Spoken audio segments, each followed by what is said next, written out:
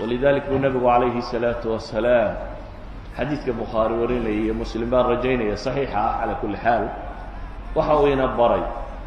دعاء هدين كل دعيسنا مالنتي ومالنتا أدجيريوته أديكو يقينسن دعاء هداد أخرسته ومانتي أدجيريوته هنا الجنة جلس هبينكي هداد كل دعيسته أديكو يقينسن وهبينك أدجيريوتنا هنا الجنة جلس إذن هداد مالنتي أخرسته جيريدا ومانتات مادنا أهل جناته هداد هبينكي أخرسته وهبينكي جيريدا تمادنا أهل جناته وامحي اللهم أنت ربي لا إله إلا أنت خلقتني وأنا عبدك وأنا على عهدك ووعدك ما استطعت أعوذ بك من شر ما صنعت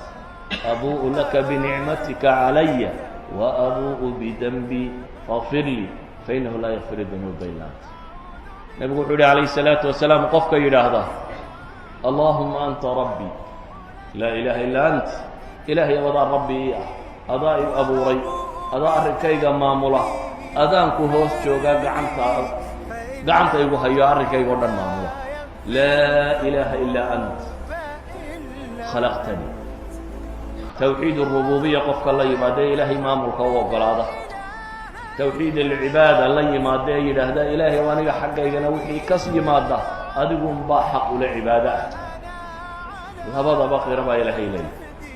rumaysan in ilaahay nicmeeyay oo abuuray qirta ilaahu adna waad abuurtay anna adoonkaagii baa ilaahay ka magan gala wixii shar uu sameeyay u ballan qaada Allah subhanahu wa ta'ala inuu ahdigiisa iyo ballankiisa ku sugnaanayo intuu awoodo